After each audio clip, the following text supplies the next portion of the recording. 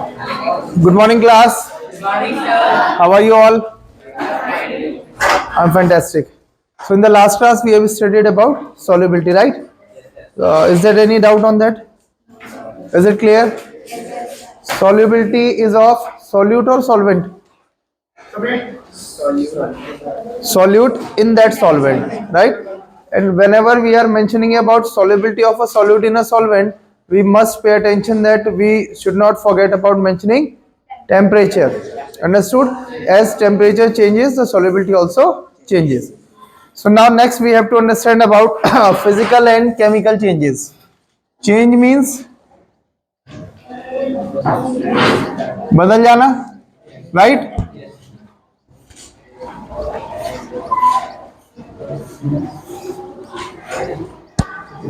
थोड़ा सा डिफरेंस है.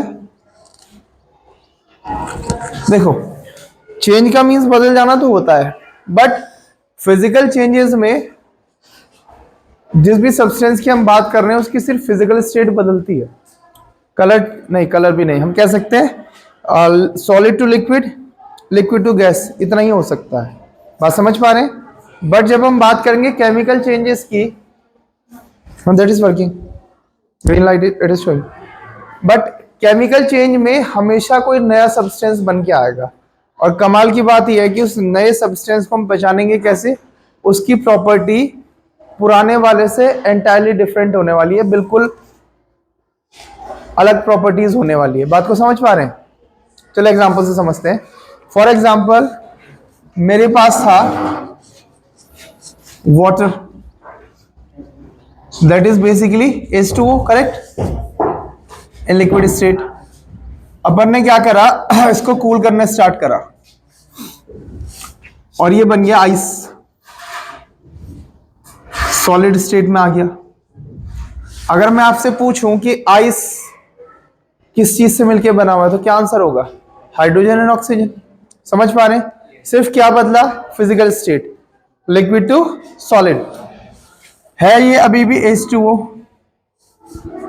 बात को समझ रहे हो?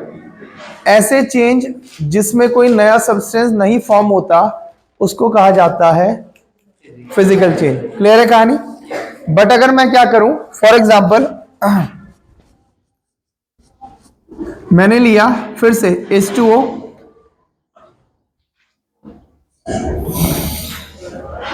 और सपोज दैट मैंने यहां पे एनोड और कैथोड लगा दिए. ठीक है, एनोड और कैथोड क्या होते हैं? हमने दो रॉड ली, ग्रेफाइट की, बैटरी लगाई, एक में पॉजिटिव एक में नेगेटिव, हम उसको कहेंगे एनोड और कैथोड हमने बना लिया. कुछ टाइम बाद हम क्या देखते हैं बच्चों, एक जगह हाइड्रोजन गैस और एक जगह ऑक्सीजन गैस लिबरेट होने लग जाता है एनोड पर cathode.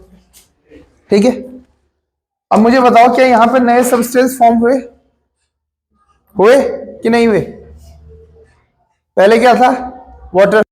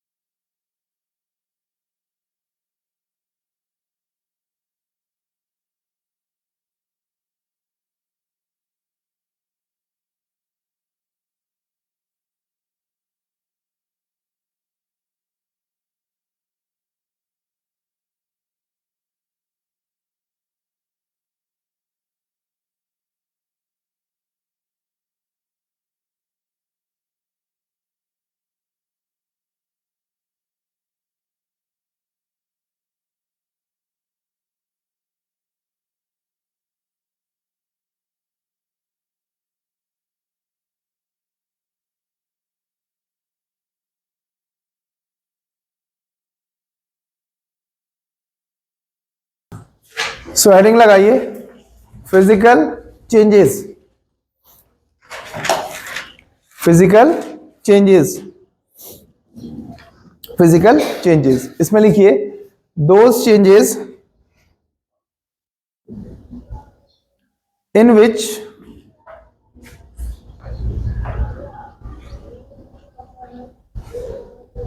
no new substances are formed,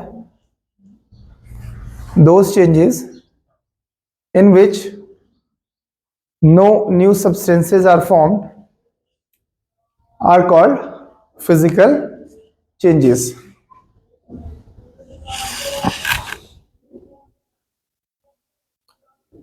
Full stop. These are reversible in nature. These are reversible in nature.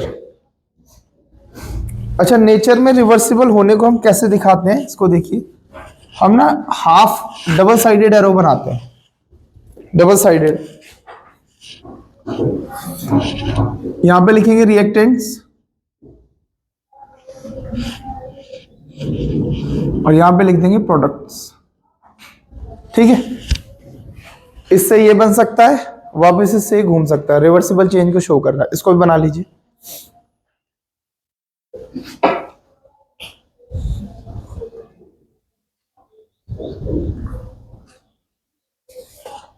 लिखिए दीज आर रिवर्सिबल, लिखिए इतना, इसको बना लीजिए। फिर लिखिए कॉमन एग्जांपल्स लिख लेते हैं इसका। Boiling of water, boiling of water, पानी का गर्म होना फिजिकल चेंज है, वापस ठंडा हो जाता है।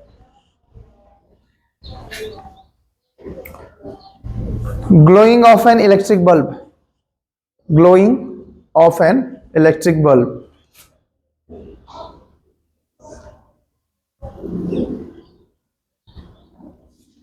Comma breaking of an glass tumbler, breaking of an glass tumbler.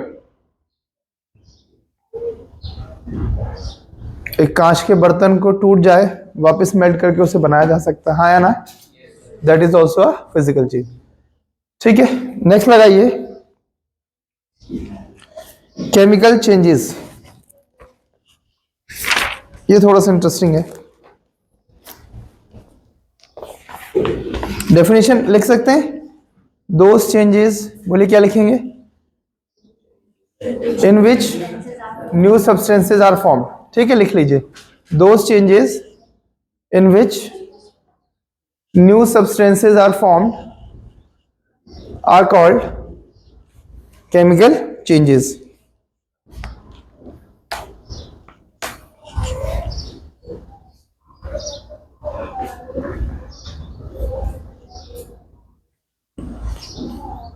those changes in which new substances are formed are called chemical changes. full stop करके लिखिएगा these are irreversible in nature,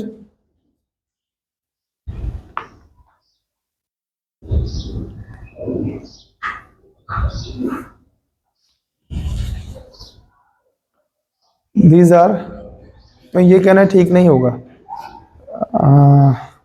these are usually लिख दीजिए, usually irreversible, usually irreversible।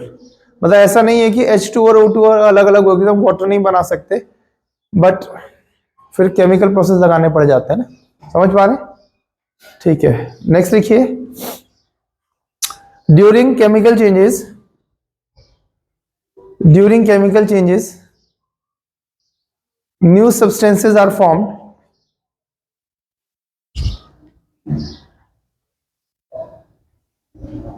new substances are formed having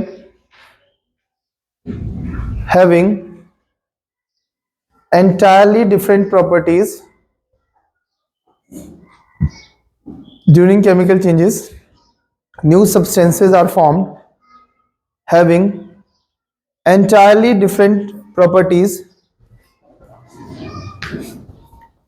from the previous one, from the previous one. Written? Now write down some common examples. Burning of magnesium wire, almost हर चीज का burning होता है, but magnesium wire इससे use होता है क्योंकि आपके पास क्लास 10 केमिस्ट्री में इसका एक्सपेरिमेंट भी होता है। Burning of magnesium wire, comma formation of curd from milk,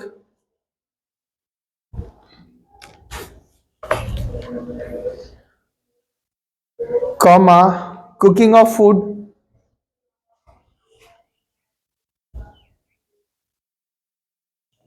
ripening of fruits, RIPENING, ripening of fruits,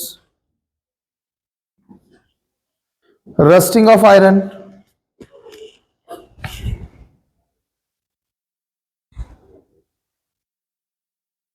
burning of paper,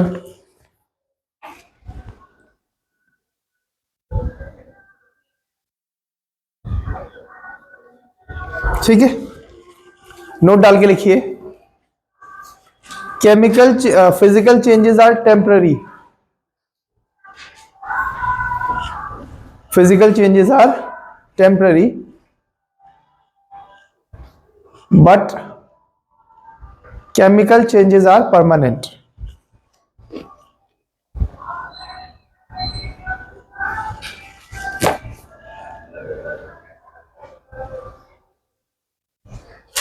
एक सॉलिड से एग्जांपल देखें, rolling out of a roti from dough, आटे से रोटी बनाना फिजिकल है कि केमिकल है? केमिकल है। क्यों भाई, रोटी से वापस आटा नहीं बनता? अरे मैंने अभी सेकी नहीं भाई रोटी। हाँ, रोलिंग आउट बोल रहा हूं मैं, ऐसे रोल करके रोटी बनाना। Rolling out a roti from a dough, this is physical change, but baking of roti on a gas stove, that is chemical. समझ में, इसको लिख लो, बड़ा इंपॉर्टेंट है, तुम कंफ्यूज ना जाओ। Rolling out of roti, sorry, rolling of roti, rolling out नहीं, rolling of roti, rolling of roti out of dough, DOUGH, आटा, गुना हुआ आटा। Rolling of roti out of dough is a physical change, but baking of roti, but baking of roti on a gas stove is chemical change, is a chemical change.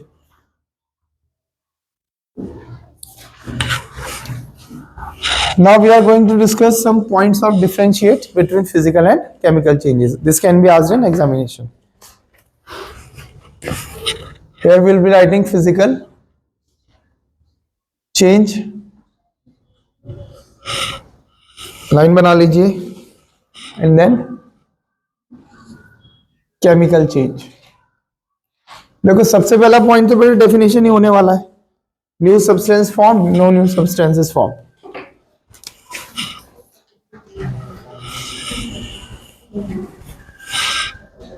Physical में क्या लिखेंगे? No new substances formed और new substance are formed. Very good, तो लिखिए point number 1, no new substance is formed. और chemical में a new substance is formed. अच्छा, जो इज फॉर्म्ड लिख रहे हैं ये पैसिव वॉइस है, समझ में आ रही है सर? पैसिव है ना, it is being done, is being asked, new substance is formed.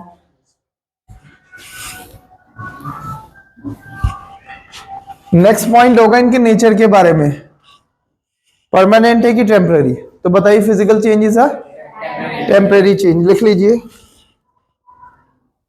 A physical change is a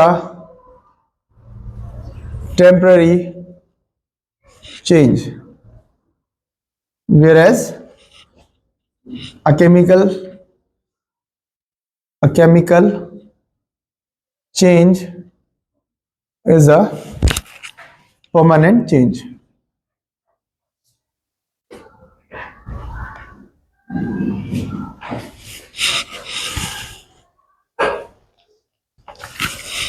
Next point will be about reversibility. A physical change is easily reversible. मतलब ज्यादा effort नहीं मारने पड़ेंगे, और जैसे पानी को गर्म करा, आसानी से ठंडा हो जाता है, ज्यादा कुछ करना नहीं है.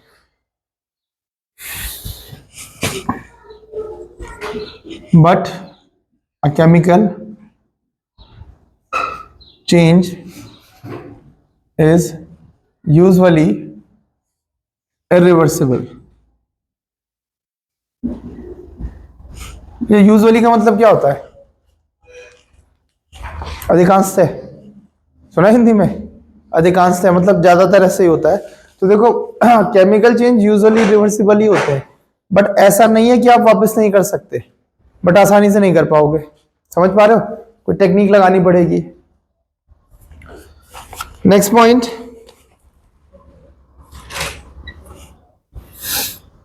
Very little heat, or you can say light in the form of heat, is usually absorbed. याद करो, जब पानी को गर्म करोगे तो हीट एब्जॉर्ब करेगा ना, हाँ है ना? यूजुअली एब्जॉर्ब और गिवन आउट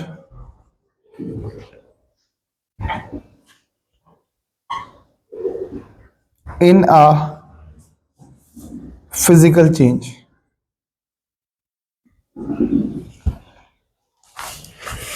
तो आपको क्या लगता है, केमिकल चेंज में हीट और लाइट एब्जॉर्ब या फिर गिवन आउट होती है? होती है. वेरी लिटिल नहीं, लॉट्स ऑफ. बात को समझ रहे हो? जब पुराना बॉन्ड टूटता है तो बहुत ज्यादा हीट रिलीज होती है, जब नए बॉन्ड बनते हैं तो बहुत ज्यादा हीट एब्जॉर्ब होती है. तो इसीलिए यहां पे हमने लिखा है वेरी लिटिल, बहुत कम. अरे जब किसी पेपर को बर्न करोगे, बहुत सारी हीट इवॉल्व होती है ना. एक हमने पहले भी डिस्कस किया था कि जब बर्निंग ऑफ पेपर की अगर बात करें तो यहाँ पे हीट एब्जॉर्ब होती है या गिवन आउट होती है? तो आप बोलोगे सर एब्जॉर्ब भी तो होती है जब माचिस लगाते हैं, और जब वो जलना स्टार्ट करता है तो गिवन आउट भी होती है. तो फिर क्या आंसर दें? तो सवाल है ज्यादा क्या होता है, एब्जॉर्ब ज्यादा होती है, गिवन आउट ज्यादा होती है? बताओ. गिवन आउट ज्यादा होती है. समझ में आई बात?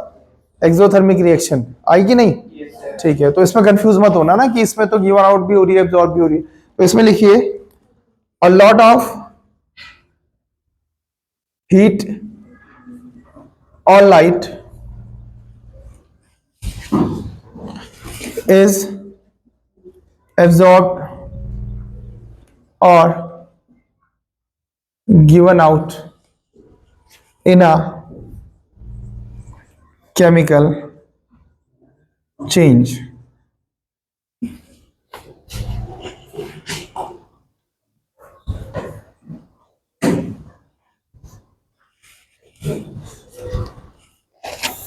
ठीक है. लास्ट पॉइंट, आपको क्या लगता है कि जब फिजिकल चेंज हो रहे होते हैं तो किसी मतलब सब्सटेंस के मास अल्टर होते हैं, बदल जाते हैं? 1 kg बॉटल लिया, उसको आइस में कन्वर्ट कर दिया, क्या उसका मास चेंज हो जाएगा? डेंसिटी, डेंसिटी होती है. किसकी कम होती है, आइस की कि वाटर की? वाटर की डेंसिटी कम होती है. तो फिर तो वाटर को आइस के ऊपर तैरना चाहिए. कौन तैरता है? आइस फ्लोट करती है. तो आइस की डेंसिटी कम होती है. मैंने आपको फ्लोटेशन वाले चैप्टर में पढ़ा रखा है. ठीक है, तो लिखिए द मास ऑफ सब्सटेंस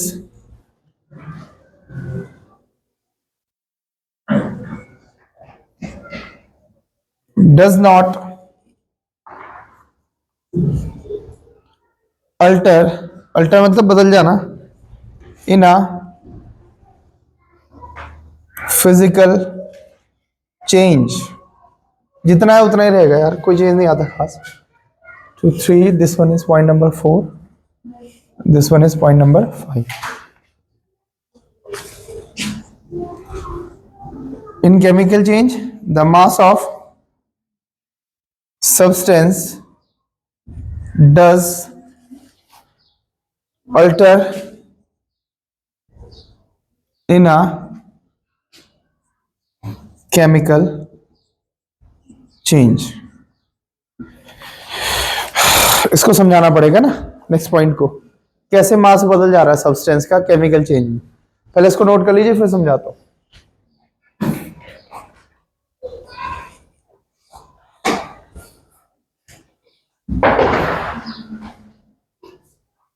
हो गया, समझे? चलो, बहुत अच्छे से क्लास 10th में भी इसको समझना होता है, इवन 11th में भी जो पॉइंट लिखा है ना, ये इवन क्लास 11th के लेवल का है। और देखो आपको ये समझा दूंगा मैं सारा, ठीक है? हमने क्या बोला, फिजिकल चेंज में सब्सटेंस का मास नहीं बदलता, जितना था उतना ही ग्राम रहेगा, और केमिकल में चेंज हो जाता है। आओ देखिए कैसे बदल सकता है।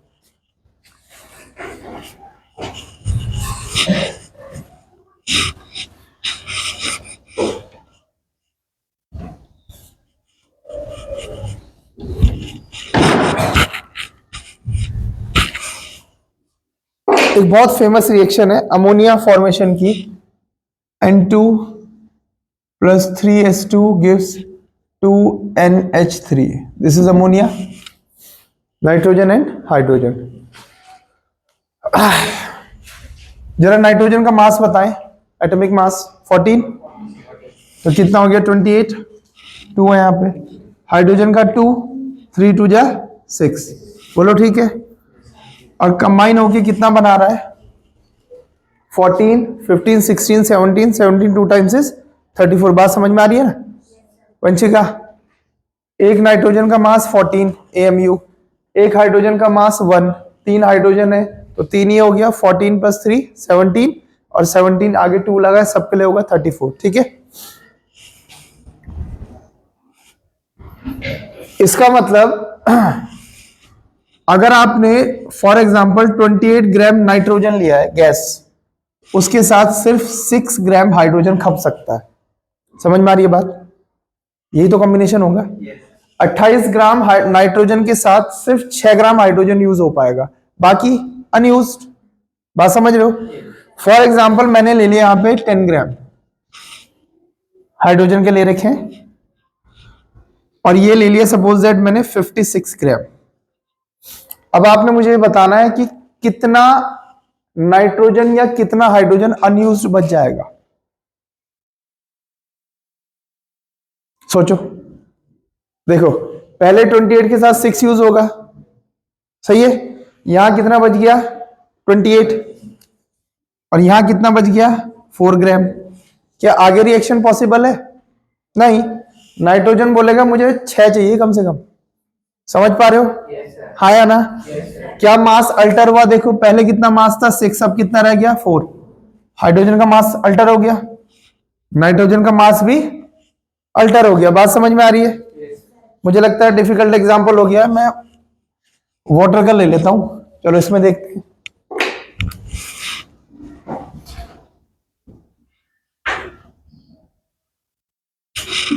(2H2 + O2 gives 2H2O), ठीक है? मास कितना, जो प्रोपोर्शन हम निकालते हैं 4, इसका कितना 32, बोलो हाँ या ना? मतलब जब भी आप वाटर बनाओगे तो 4 पार्ट हाइड्रोजन के साथ 32 पार्ट किसके होने चाहिए? और छोटा कर लेते हैं, 2:16, यही रेशो आएगा। 2 पार्ट अगर हाइड्रोजन होगा तो 16 पार्ट ऑक्सीजन का होना जरूरी है। अब मान लो किसी ने हमें बोला कि आपको दे दिया हाइड्रोजन 36 ग्राम, ऑक्सीजन दे दिया आपको 109 ग्राम। आपको बताना है कितना हाइड्रोजन अनयूज रह जाएगा या कितना ऑक्सीजन अनयूज रह जाएगा। शाबाश, करो कैलकुलेशन। इसका मल्टीपल चेक करो, 2 के साथ 16 चाहिए होता है, यहां कितना है 36। करो जरा 8 टाइम्स है ना इसके, चेक करो ना, अपना कॉपी पेन लेके चेक करो, फिर मुझे बताओ। फिर बताना कि सर इतना हाइड्रोजन लग जाएगा, इतना बच जाएगा। देखिए जरा हाइड्रोजन का मास अल्टर होता है कि नहीं होता, ऑक्सीजन का मास अल्टर होता है कि नहीं होता।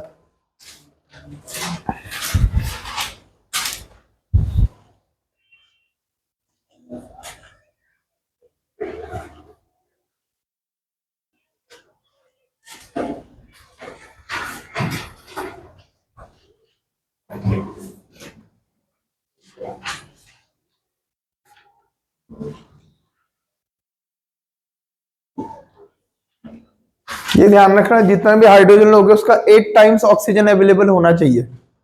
यही तो है, 8 टाइम्स ऑक्सीजन होना चाहिए आपके पास मास में। नॉर्मल से मैथमेटिक्स है।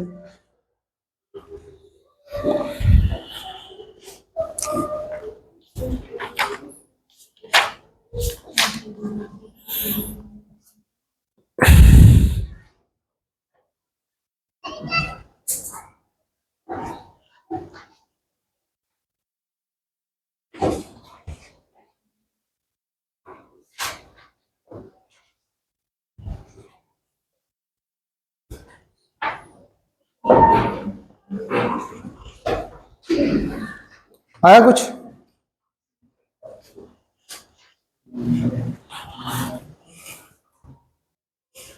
बोलो। हमने अगर फॉर एग्जांपल हाइड्रोजन 10 ग्राम लिया तो देखो ये इसका 8 टाइम्स है, इतना होना चाहिए। तो यहां मिलेगा 80 ग्राम, वो अवेलेबल है आपके पास 109 है। 12 करा 96, 13 करा 104 और 14 सोचा तो 112। ये तो है नहीं, ये पॉसिबल है कि 13 ग्राम हाइड्रोजन यूज हो जाएगा और 104 ग्राम ऑक्सीजन को कंज्यूम कर लेगा। तो कितना ऑक्सीजन बच जाएगा? 5 ग्राम। और हाइड्रोजन कितना बच जाएगा? 36 में से 13 गया 23। तो बताओ मास अल्टर हुआ कि नहीं हुआ?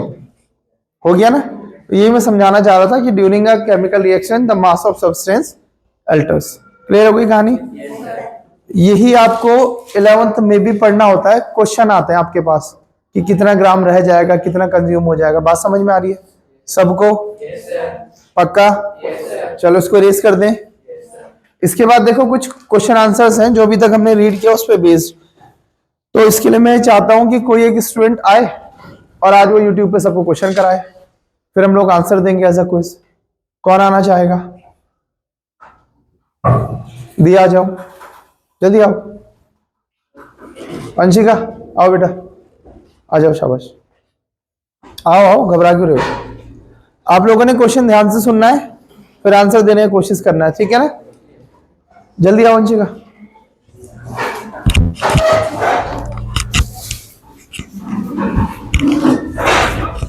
कान खुले रखेंगे क्वेश्चन सुनने के लिए। इसे लगाओ जरा, रुको।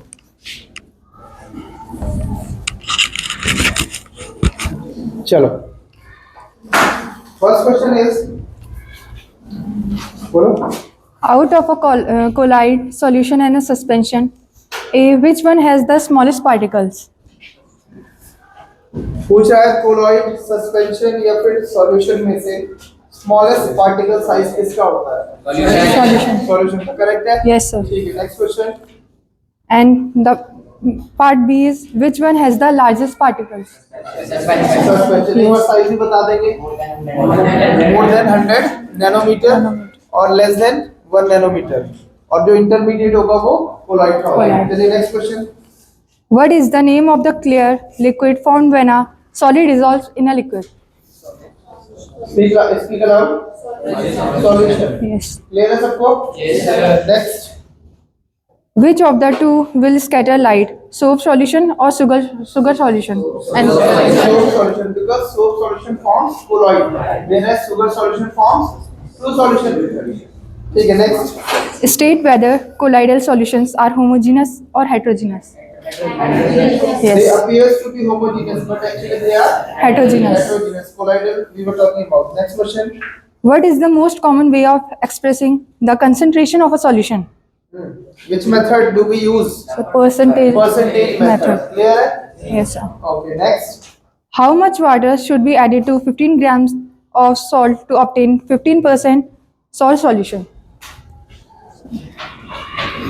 बताओ। इसे कैलकुलेशन की जरूरत पड़ रही है? 15% बोल तो दिया, उसका 100 में कितना होता है? 15%। 15 होता है। तो कितना ऐड करोगे? 15 ग्राम, करेक्ट है? बोलो हाँ ना? Next question please. How much water should be mixed with 12 milliliter of alcohol so as to obtain 12% alcohol solution? जोर से बोलो। 12 ml। क्लियर है? पक्का सोच लो। ऐसा तो नहीं तुम टोटल में आंसर दे रहे हो मुझे। नीचे क्या आता है सॉल्यूशन ना? Yes, sir. हाँ तो क्या पूछ रहा हूँ? गड़बड़ हो रहा है जल्दबाजी में भाई। 12 प्लस समथिंग मिला के 100 हो रहा है ना, फिर 12% बनाना है।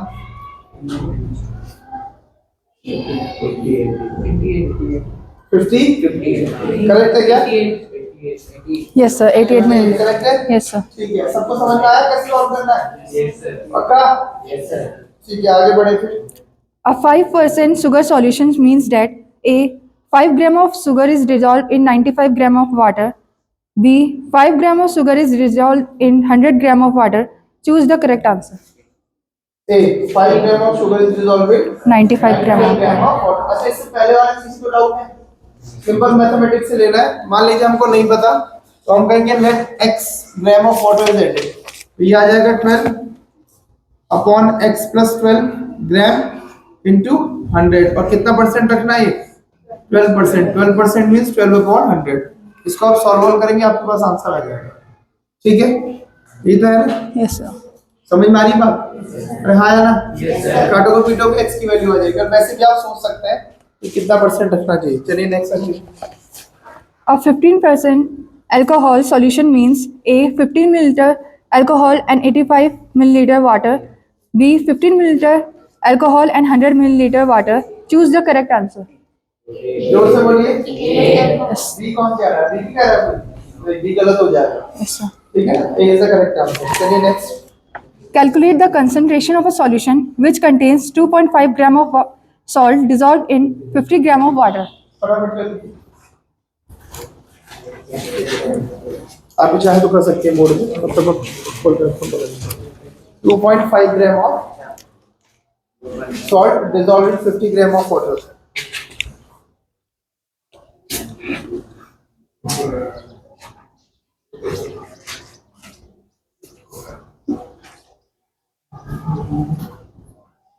dissolved in 50 gram of water.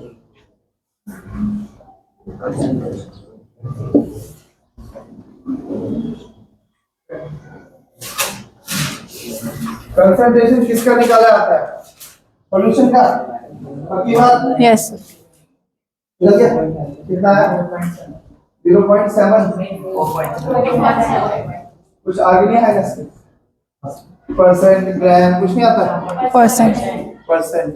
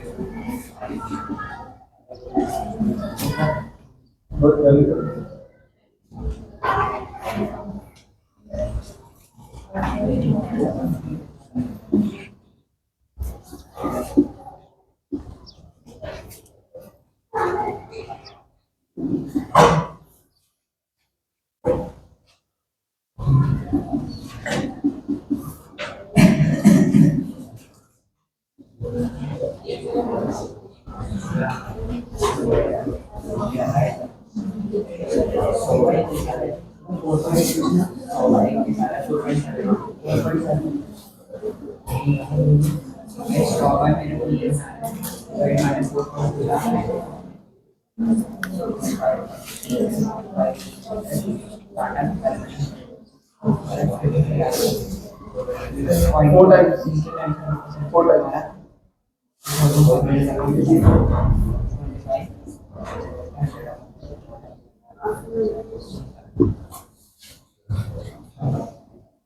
Seven times.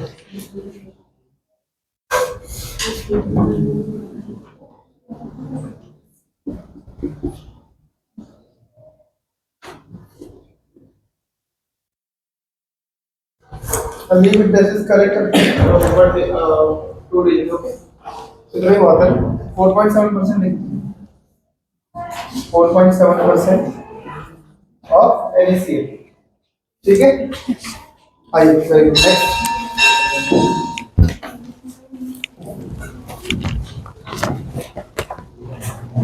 Next homework में करेंगे आप what is the concentration? अच्छी क्वेश्चन बोल दो बस। What is the concentration of a solution which contains 16 gram of urea in 120 gram of solution? बोल दो किसको कमेंट में आंसर देना बोल दो। Give the answer in the comment box. ठीक है। A solution contains 5.6 milliliter of alcohol mixed with 75 milliliter of water. Calculate the concentration of this solution. Answer in the comment box. Answer in the comment box. If 25 milliliter of acetone is present in 150 milliliter of its aqueous solution, calculate the concentration of a solution. Answer in the comment box. Answer in the comment box. सबको करना है, ठीक है? ठीक है, ऐसे लिख देना एसीटोन परसेंटेज इस तरीके से आप समझिए। What happens when the temperature of a saturated sugar solution is increased? Now answer. What happens when the temperature of a saturated sugar solution is increased? Saturated का क्या हो जाएगा? पूछ रहे हो। बताएं इसका क्या हो जाएगा? Unsaturated में convert. Unsaturated. Clear है सबको? Yes sir. Next. Which of the following contains less solute at a given temperature and pressure? Unsaturated solution or a saturated solution? किसमें कम सॉल्यूट होगा? Obviously unsaturated. Unsaturated solution. Unsaturated. ठीक है, बोल दो answer, बोल दो unsaturated. The answer is unsaturated solution. Next. State one instance Example. where water undergoes a physical change and one in which it converts a chemical change. Boiling of water, right? Yes. Physical change and chemical के लिए